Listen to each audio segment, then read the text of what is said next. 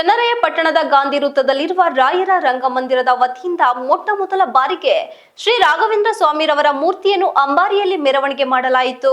ಪಟ್ಟಣದ ರಾಯರ ರಂಗಮಂದಿರದಲ್ಲಿ ಮಂತ್ರಾಲಯದ ಪೀಠಾಧಿಪತಿಗಳಾದ ಪರಮ ಪೂಜ್ಯ ಸುಬುಧೇಂದ್ರ ತೀರ್ಥ ಮಹಾಸ್ವಾಮೀಜಿಯವರ ಆಶೀರ್ವಾದದಿಂದ ಶ್ರೀ ರಾಘವೇಂದ್ರ ಸ್ವಾಮಿಗಳವರ 353ನೇ ಆರಾಧನಾ ಮಹೋತ್ಸವ 3 ದಿನಗಳ ಕಾಲ ಸರ್ವ ಭಕ್ತಾದಿಗಳ ಸಹಕಾರದಿಂದ ವಿಜೃಂಭಣೆಯಿಂದ ನಡೆಯಿತು. ಈ ಕಾರ್ಯಕ್ರಮದಲ್ಲಿ ಪ್ರತಿ ಸಂಜೆ ಬೆಂಗಳೂರು, ಮೈಸೂರು, ಬಿಜಾಪುರ, ಕಾಸರಗೋಡು, ಚನ್ನರಾಯಪಟ್ಟಣ ಭರತನಾಟ್ಯ ಕಲಾವಿದರು ಸಾಂಸ್ಕೃತಿಕ ಕಾರ್ಯಕ್ರಮಗಳನ್ನು ನಡೆಸಿಕೊಟ್ಟರು.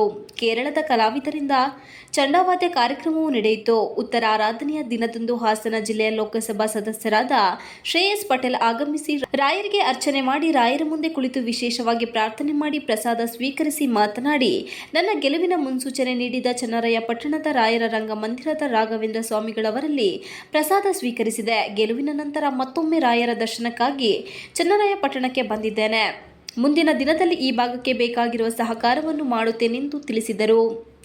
ಶ್ರವಣಬೆಳಗೊಳ ಕ್ಷೇತ್ರದ ಜನಪ್ರಿಯ ಶಾಸಕರಾದ ಸಿಎನ್ ಬಾಲಕೃಷ್ಣರವರು ರಾಘವೇಂದ್ರ ರಾಯರ ದರ್ಶನಕ್ಕೆ ಆಗಮಿಸಿ ತಮ್ಮ ಕುಟುಂಬ ಸದಸ್ಯರ ಹೆಸರಿನಲ್ಲಿ ಅರ್ಚನೆ ಮಾಡಿಸಿ ಭಕ್ತಿಪೂರ್ವಕವಾಗಿ ಸ್ಮರಣೆ ಮಾಡಿ ನಮ್ಮ ಚನ್ನರಾಯಪಟ್ಟಣ ನಗರದ ಹೃದಯ ಭಾಗವಾದ ಗಾಂಧಿ ಸರ್ಕಲ್ನಲ್ಲಿ ರಾಘವೇಂದ್ರ ರಾಯರ ರಂಗಮಂದಿರವಿರುವುದು ಸಕಲ ಭಕ್ತರಿಗೂ ಭಗವಂತನ ಧ್ಯಾನ ಮಾಡಲು ಉತ್ತಮ ಸ್ಥಳವಾಗಿದೆ ಎಂದರು.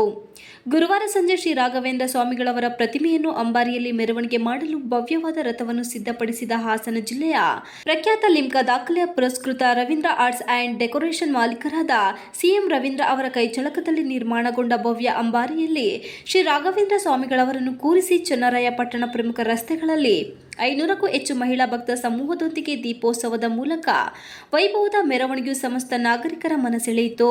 ರಾಯರ ಭವ್ಯ ಮೆರವಣಿಗೆಯು Srikantaiah circle, KR circle, Anjaneya ದೇವಸ್ಥಾನದ ಮೂಲಕ ನ್ಯಾಯಾಲಯದ ಪಕ್ಕ ರಸ್ತೆಯಲ್ಲಿ ಸಾಗಿ ರಾಯರ ರಂಗಮಂದಿರವನ್ನು ತಲುಪಿತು.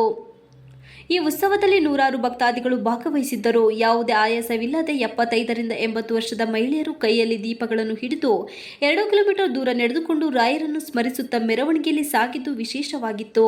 ಇದೇ ಸಂದರ್ಭದಲ್ಲಿ ವಕೀಲರಾದ ಅಂಬರೀಶ್, ಸಮಾಜ ಸೇವಕ ಜಗದೀಶ್, ರವೀಂದ್ರ, ಅನಿತಾ ಪ್ರಕಾಶ್, ಸ್ವಾಮಿ ಚಿನ್ಮಯ್ ಹೆಗ್ಡೆ, ಸುರೇಶ್ ಹೆಗ್ಡೆ, ಗೀತಾ ಹೆಗ್ಡೆ, ಪ್ರಾಣೇಶ್, ರವಿ, ಅರುಣ್, ಯೋಗೇಶ್, ಸಣ್ಣಪ್ಪ ಸೇರಿದಂತೆ ಇತರರು ಹಾಜರಿದ್ದರು.